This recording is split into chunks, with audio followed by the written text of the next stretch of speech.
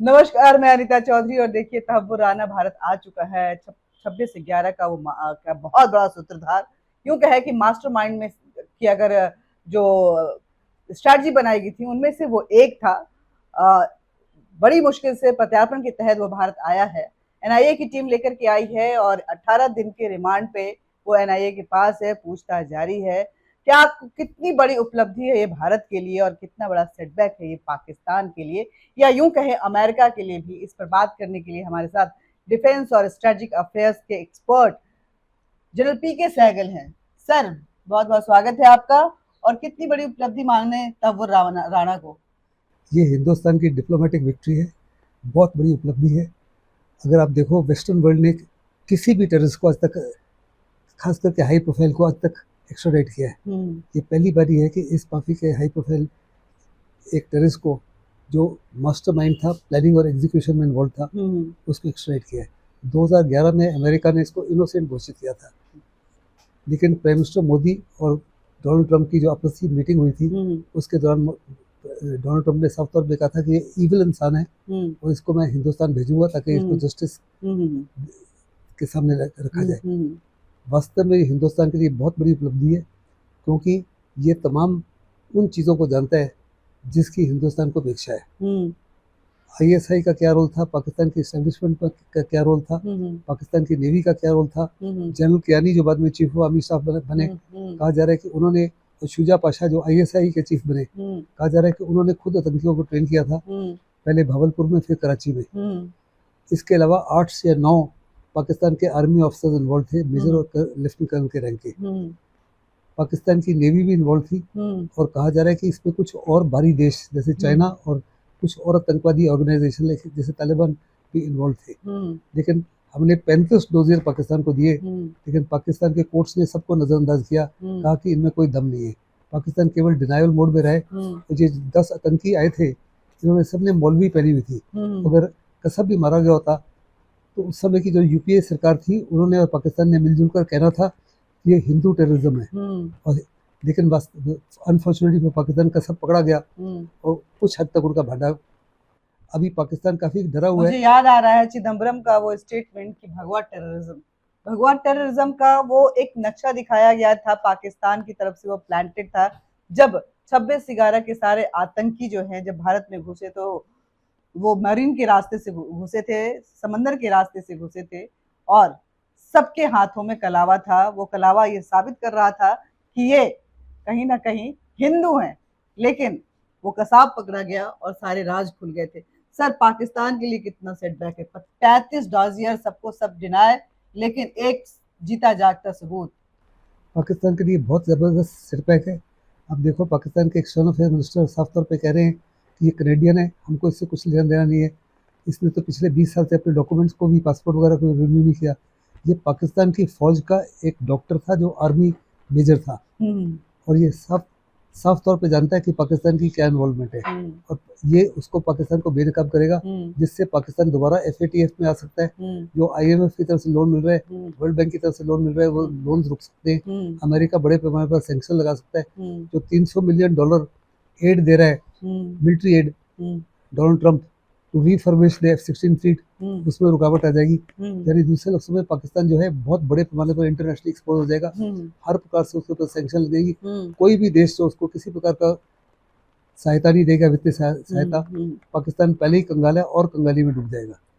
इसी को निगाह में रखते हुए पाकिस्तान साफ तौर पे कह रहा है कि हमको इससे लेना कुछ नहीं, हम तो जानते नहीं है कौन है। तो कह रहे हैं तहव्वुर राणा के लिए भी डिनायल मोड में पाकिस्तान पहले से ही डिनायल मोड में आ गए। पहले से ही, अभी पूछताछ शुरू भी नहीं हुई है, कुछ बातें आई। सर, अमेरिका क्योंकि इसको क्लीन चिट दे चुका था, और उसके बाद फिर उसी अमेरिका से इसको प्रत्यार्पित करके, एक्स्ट्राडिट करके इसको भारत ला गया। अमेरिका का क्या रोल देखते हैं आप? ओबामा का अमेरिका, ट्रंप का अमेरिका, या अमेरिका एक की रोल प्ले करता है और सबके साथ खेलता है? वो मैं अमेरिका को सब तक बिलीव नहीं करता। ओबामा ने एक अपनी किताब लिखी है, जिस किताब में उन्होंने साफ तौर पे कहा है कि मनमोहन सिंह की सरकार, आई एम सरप्राइज कि मनमोहन सिंह की सरकार ने कोई भी कोशिश नहीं की इसके खिलाफ कोई भी कार्रवाई करने के लिए, जिसकी वजह से अमेरिका ने भी उसको इनोसेंट घोषित किया हाँ। और कहा कि ये एक टेररिस्ट ऑर्गेनाइजेशन को इसने कुछ इन्फॉर्मेशन दी है हाँ, जिससे इतना बड़ा हादसा हुआ है, हाँ, लेकिन ये डायरेक्टली इन्वॉल्व नहीं था, हाँ, जबकि साफ तौर पर डायरेक्टली इन्वॉल्व था। ओबामा को भी पता था, हम्म, लेकिन जब हिंदुस्तानी कोई कोशिश नहीं कर रहा था और हम्म, 2011 में जब मुख्यमंत्री थे हम्म, प्राइम मिनिस्टर मोदी, हम्म, उस समय उन्होंने साफ तौर पे कहा था ये फॉरेन पॉलिसी हिंदुस्तान की जो है बड़ी अजीबोगरीब है। एक टेररिस्ट आपको हमला करता है और उसके बावजूद आप कोई कोशिश ही नहीं कर रहे हो उसको वापस लाने के लिए। फिर इसको अमेरिका की जेल में रखा गया।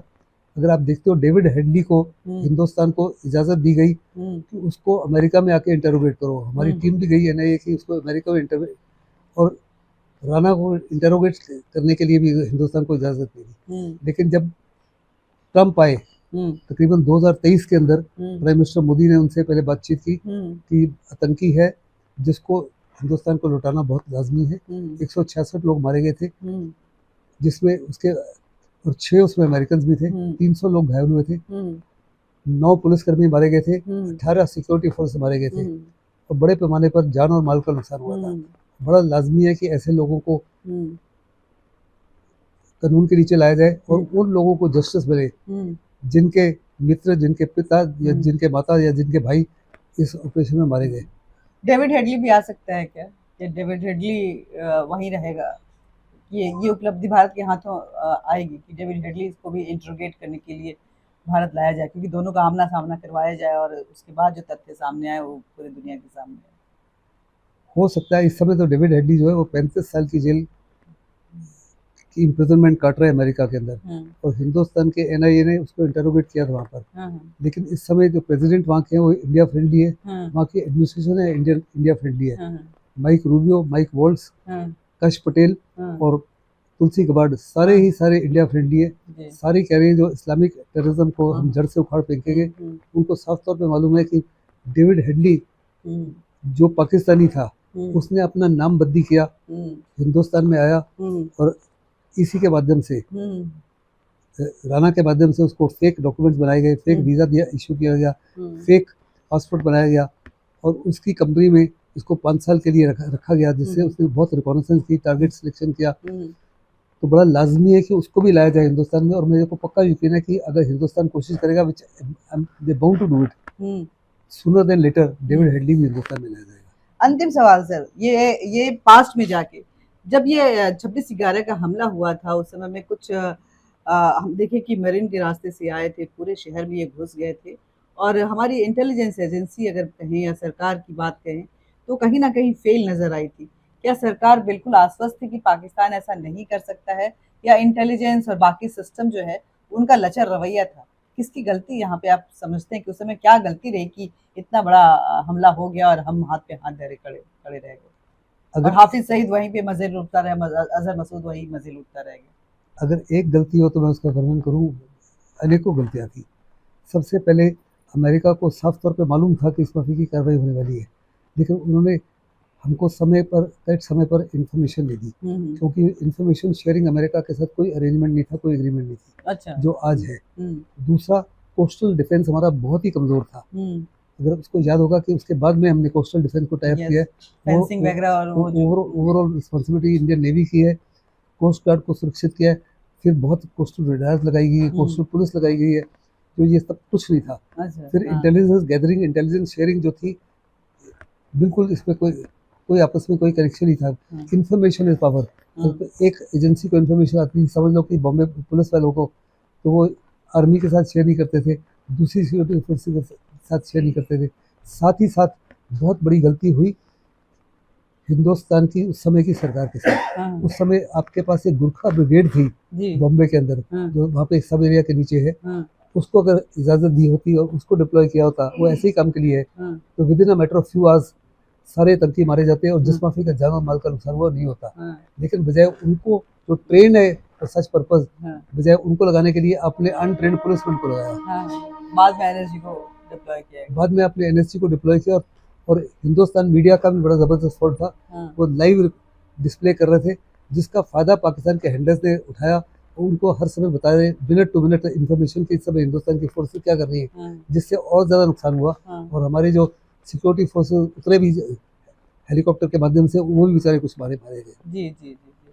तो बहुत बहुत शुक्रिया सर आपका। ये पूरी जानकारी, देखिए गलतियां हुई, हमला हुआ, लेकिन इस हमले के बाद, लंबे समय बाद कहें तो, कुछ इतना 2 दशक बीत चुका है मेरे ख्याल से, उसके बाद यहाँ पे तहव्वुर राना का आना और उसके साथ पूछताछ होना, ये अपने आप में भारत के लिए बहुत बड़ी उपलब्धि है। जैसे जैसे परतें खुलेंगी, पाकिस्तान एक्सपोज होता जाएगा।